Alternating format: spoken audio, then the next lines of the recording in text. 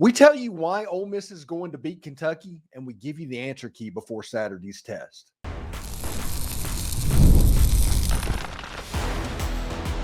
You are Locked On Ole Miss, your daily podcast on the Ole Miss Rebels, part of the Locked On Podcast Network, your team every day. I am your host, Steven Willis, a 10-year veteran member of the national media and a former Ole Miss staff member. Today, we're talking about how Ole Miss beats the Kentucky Wildcats this weekend at Vaught-Hemingway Stadium.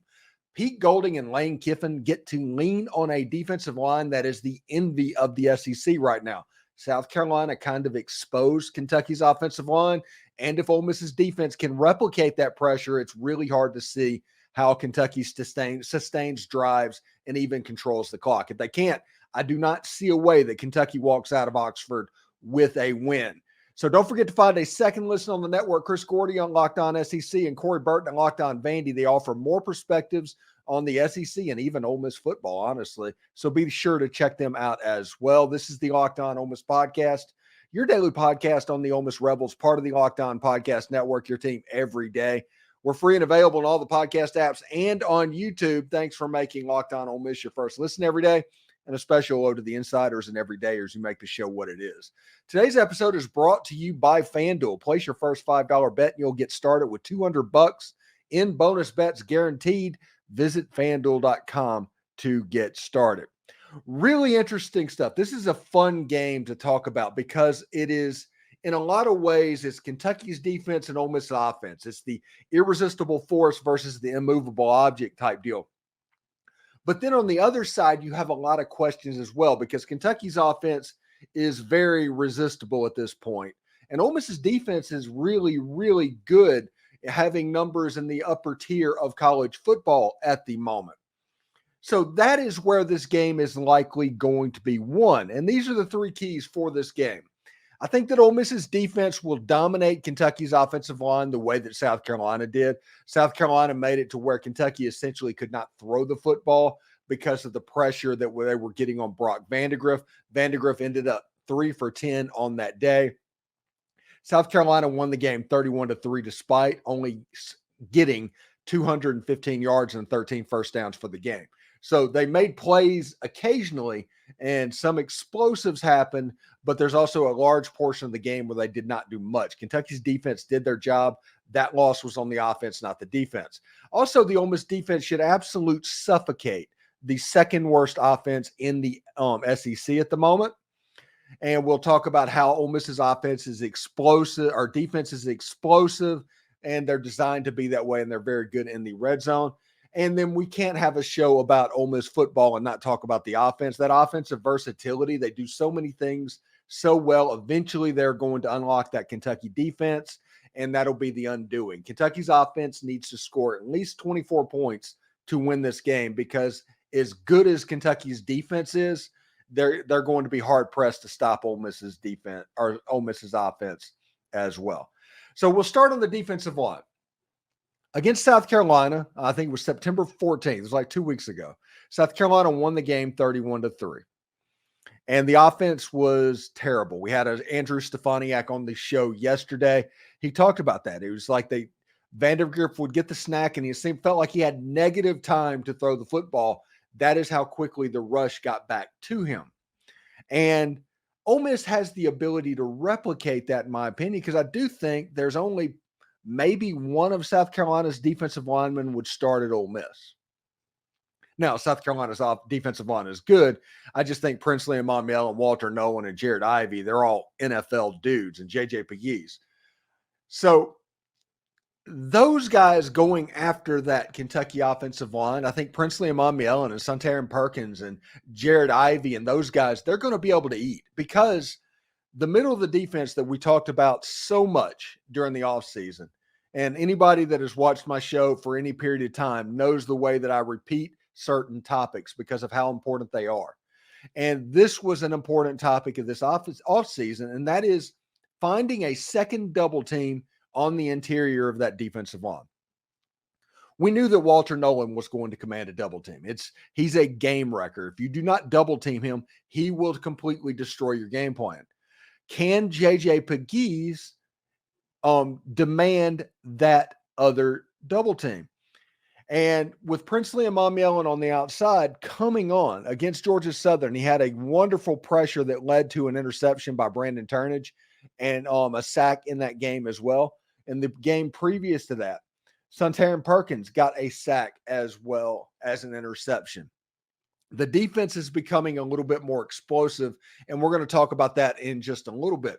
But JJ Pegues leads the team or is second on the team in tackles for loss with like 5 or 6 at the moment. I'm not sure the exact number. I do not have it up in front of me, but it's up there.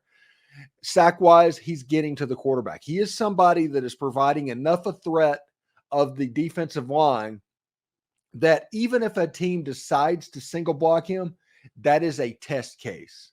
Because if it doesn't work, they're going to go straight to double teaming, which leaves the Princely Umanmielen, which leaves the Suntarine Perkins, the Jared Iveys in a situation to where they get single blocked, or you're in a situation where best case scenario for the offensive team, you have a chip to where the running back goes out and chips the guy. But there's 2 defensive ends that can really get after the quarterback.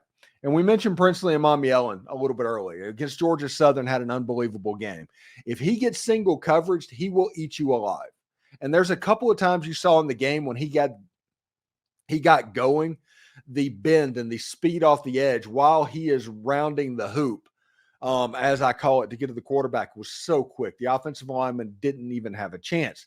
All of this leads to offenses doing what I call the duck and chuck. I'm sure what a lot of people call the duck and chuck, to where it's just 3 steps back and throw it downfield and hope for a holding call or a pass interference call or something like that to keep the drive going, because this defense has shown the ability to not allow sustained drives this season. Now, Ole Miss has played Furman, Middle Tennessee, Wake Forest, and Georgia Southern. And in that situation, I don't know. I think Georgia Southern would give Vandy a game because Georgia State beat them. I think Wake would beat Vandy. Georgia State beat them. Mississippi State is a dumpster fire. You might get 5-6 wins or something around if everybody played those teams. But everybody that plays those teams does not have the dominating level of performance that Ole Miss football is having right now, to the point where people are nitpicking about the secondary and trying to find something wrong, because you look down at the stats and it's like, well, Ole Miss is number 1 in scoring offense. Oh, Ole Miss is number 1 in scoring defense. And it just goes over and over and over again. And you need something to be concerned about. There needs to be a red flag. Everything's not perfect, but people don't realize that it doesn't have to be perfect. It just needs to be stable and good enough for one side of the ball or the other to dominate. With Ole Miss offensive, defense, and special teams, all 3 phases this year has been pretty good. It just has.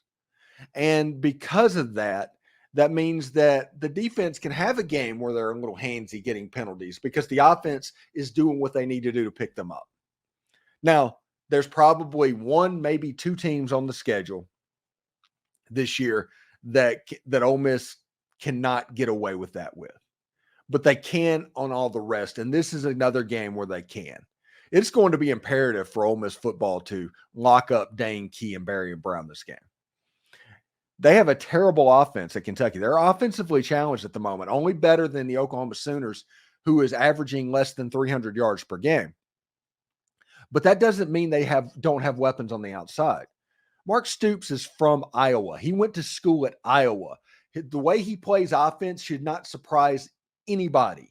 Everything is about mucking up the game, letting the defense win, and trying to pick out a 20-16 type ball game. And Mark Stoops has been unbelievably successful doing that.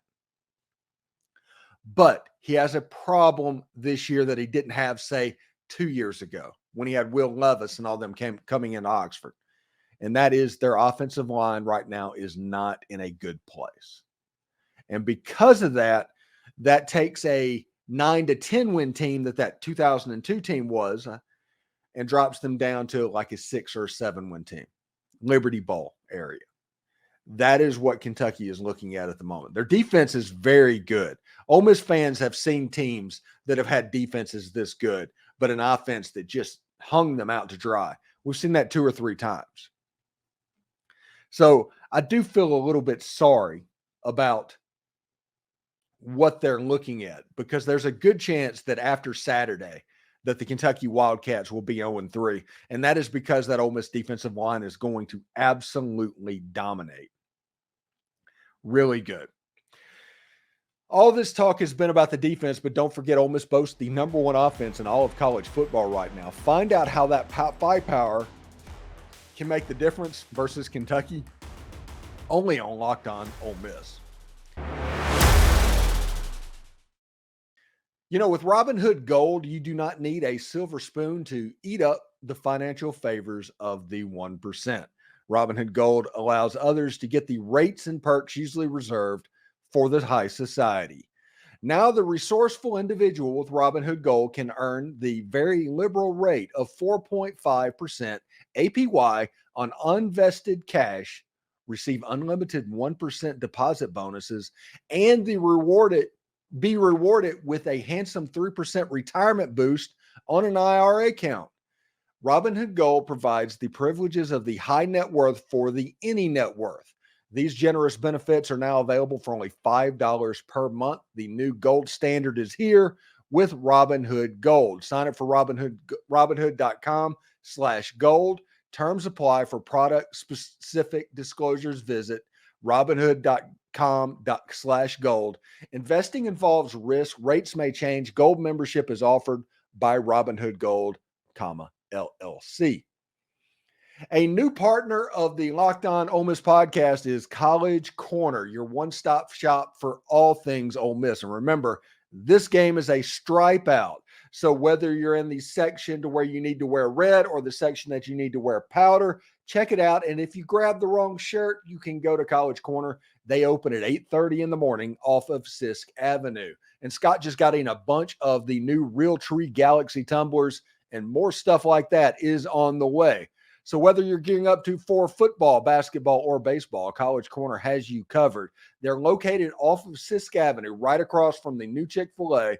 Getting to the store is a breeze, and they have a ton of parking. And for those of you out of state, no worries. Visit collegecornerstore.com, where they turn around orders lightning fast. Trust me, this just isn't a pitch. College Corner is where I get all of my Rebel gear. So visit collegecornerstore.com or visit the College Corner off of Sisk Avenue or in Ridgeland or Flowood today.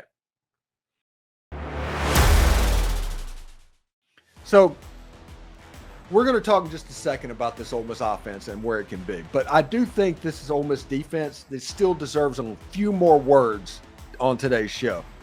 And that Pete Golding has built an explosive unit for Lane Kiffin. And let me tell you what I'm talking about. This is the Ole Miss defense stacks on basically explosive plays this year, at least the ones I keep on. Ole Miss is up to number 13 in sacks, or number 10 in sacks with 13 so far.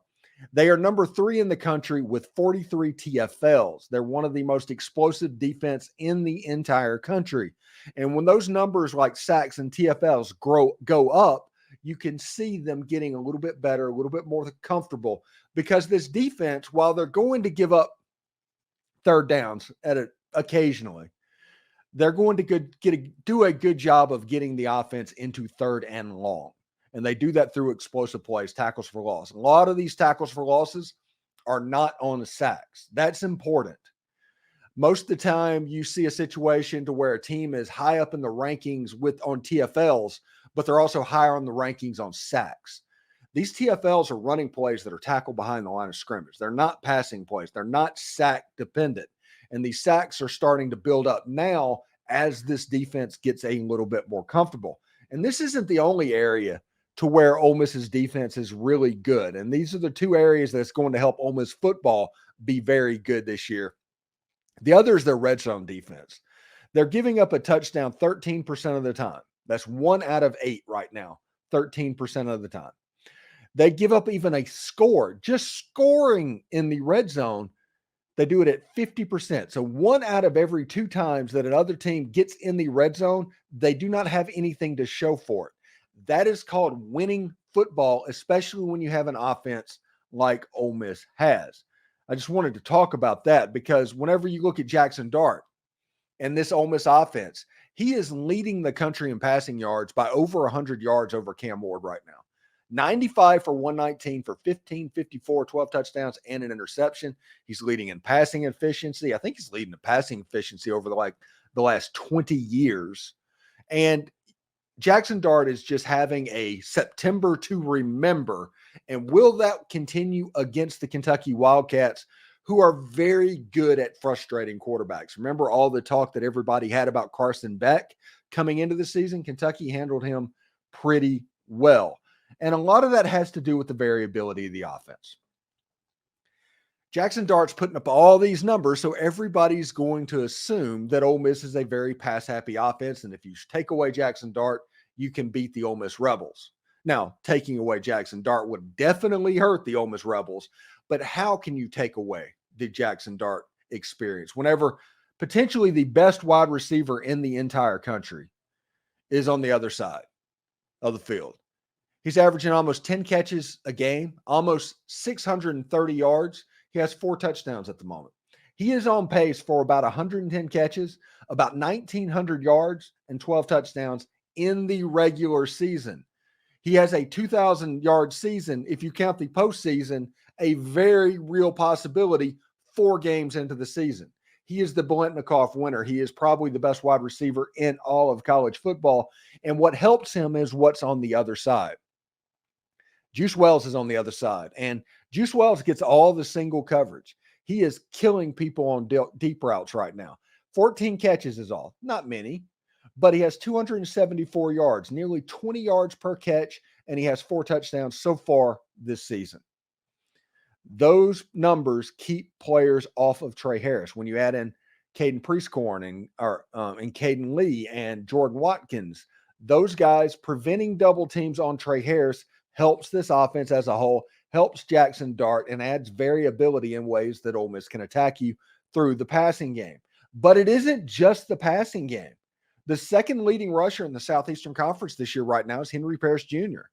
He has 57 carries, 427 yards, 7 touchdowns. He is averaging a little over 100 yards per game, about 108, if I had to guess, 7 touchdowns. And they use him. And defenses are so scared, legitimately so scared of what Ole Miss can do in the passing game, because you saw the numbers of what Jaxson Dart has put up. It gives Henry Parrish some light boxes to run into. And Ole Miss has the size on the offensive line to take advantage of those boxes. And Henry Parrish might be the perfect style running back for this Ole Miss system. He's quicker. He's faster than I remember 2 years ago. Could this also be the game that Ulysses Bentley starts to come to the forefront a little bit? We all know that Matt Jones is where he is. I don't think he's going anywhere. But will this be the game that Ulysses Bentley kind of steps up? All of this is going to cause Kentucky's defense, who's going to probably do a good job of getting off the field from time to time. They are a really good defense. They are going to win plays.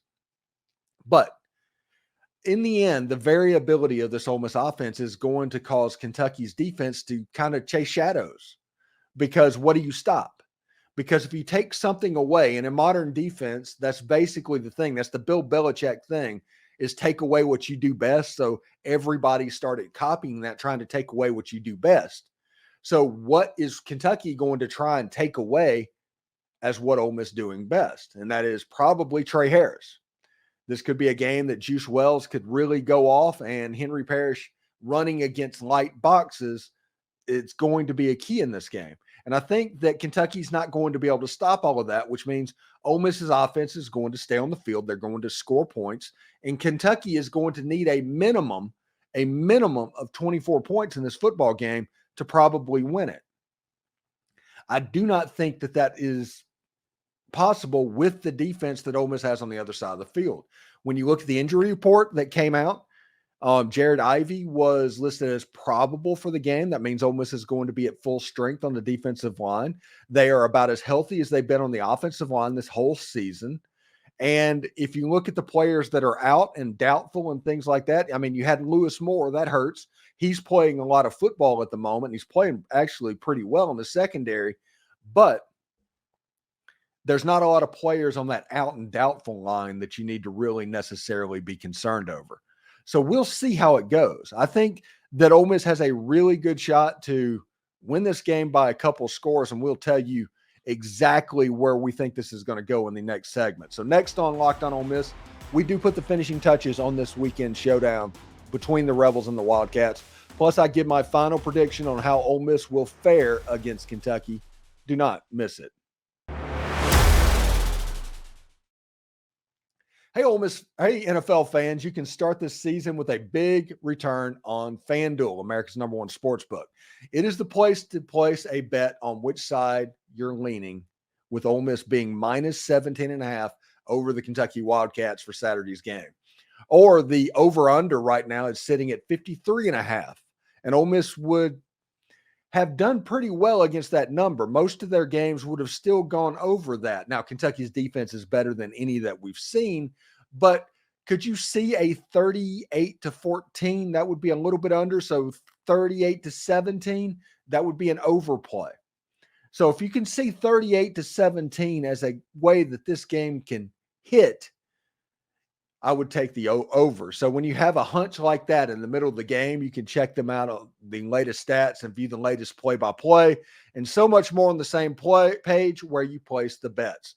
You'll get started with $200 in bonus bets guaranteed when you place your first $5 bet. That's FanDuel.com.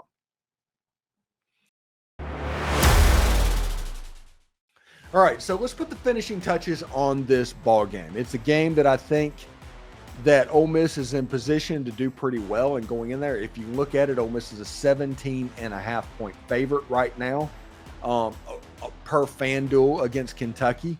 And if you want to look at other stats, the reason you can say it, right now Ole Miss is plus 1,100 to win the national title, according to FanDuel Sportsbook. Right now, Jaxson Dart is plus 500 to win the Heisman Trophy. What does that mean? Well, that means that Jaxson Dart is 5-1 to win the Heisman at this point. That's his odds, 5-1. Unbelievably good odds. Ole Miss is 11-1 to win the national title. This is heady territory that Ole Miss has not been in probably 60 years at this point. So we'll see how it goes. Ole Miss has all of the pieces necessary to win this game going away. I do not see a way that Kentucky can win this game without Ole Miss's help. Ole Miss needs to continue the penalties. Ole Miss needs to turn over the football, continue to force the ball in. They need to fumble a couple of times. They need to keep Kentucky drives alive and allow Kentucky to score touchdowns instead of kicking field goals. If that happens, you're looking at a 16-14 type game in the fourth quarter to where Kentucky is absolutely in it and it's anybody's game. That is the recipe for Kentucky to win this game. We talked to Andrew Stefaniak, and we've mentioned how Mark Stoops likes to muck it up, and he did against Georgia over and over and over again. People are going to look at that South Carolina score and assume that you can score on Kentucky. And that's fine, because South Carolina's offense is not right now particularly good. But they scored 31 in that game. How did that happen? And then you look at the box score and 215 yards, 13 first downs. They did score 24 points, which means they took advantage of being down in that area against Kentucky, but they lost field position and Kentucky lost field position. They couldn't protect the quarterback, and that was just their undoing. I think Ole Miss can replicate that in a way. And because of that, if that Kentucky offense gets stagnant and cannot stay on the field and cannot run the clock, that is going to leave Ole Miss's offense out there. And eventually the variability of that offense is going to unlock the Kentucky defense. And I think that Ole Miss is going to win the game somewhere in the neighborhood of 38-10. I'm taking Ole Miss to cover the 17.5 point line with a 28 point win at this point. I do think the game is going to end up going under because I do not think that Kentucky is going to be able to score enough for it to go over. Now, I'm sure in that situation, a 38-10 game, that stadium is going to be a very hard place to play. I'm sure that stadium is going to be very loud. And I'm sure that people that made comments earlier in the week are going to regret those comments for making things even tougher playing a superiorly talented team. I am sure that after this game and Ole Miss wins the game, if they win it to 38-10, like I predicted there, I'm sure Ole Miss is going to jump Tennessee in the AP poll. Shocking. Whenever that apples to apples of Kentucky versus Georgia and Kentucky versus Ole Miss happens, that's going to matter. And you're going to see people kind of flip that a little bit. Setting up an absolutely massive game as Ole Miss's first SEC conference game against the South Carolina Gamecocks. And we all know how much of a cauldron they expect that to be with Juice Wells coming back to town. Remember, the game is a stripe out. If you got the wrong color, look at your section, check and see the color you're supposed to wear. If that doesn't match up, go to the College Corner store on Sisk Avenue or off Sisk Avenue and get you the right necessary gear. Scott and them open up at 8:30 in the morning. Plenty of time to get all the gear that you need. So we'll see exactly how that goes as well. Also, they do have the Realtree Galaxy tumblers are starting to come in to the College Corner store, and more stuff is going to be happening as this goes on. So it should be pretty interesting. I'm looking forward to this game. I'm looking forward to the first game that Ole Miss can come out and play a really clean, hard-fought game. I expect Ole Miss to play a clean game because they're looking forward to this. Imagine how they looked against Furman and how really up for it they looked and they were ready to go. And then that kind of slowly deteriorated over the next few weeks. Well, Kentucky is going to reinvigorate that. And then South Carolina and LSU, you get into conference play.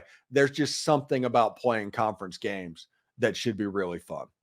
But I think that Ole Miss has a talent advantage on the defense going against Kentucky's offense, although Danke and Barry and Brown can hurt you. Make no mistake, they can hurt you. And that's just the way that works.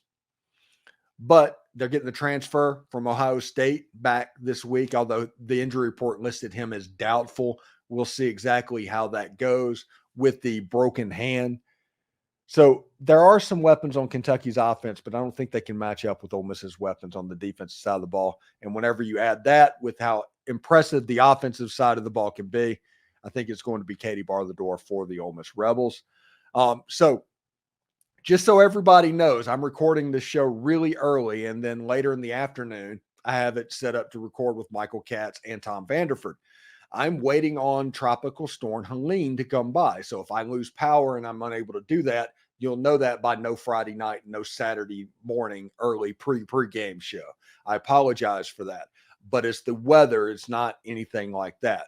If I can, we're planning on, I'm full steam ahead trying to get both of those.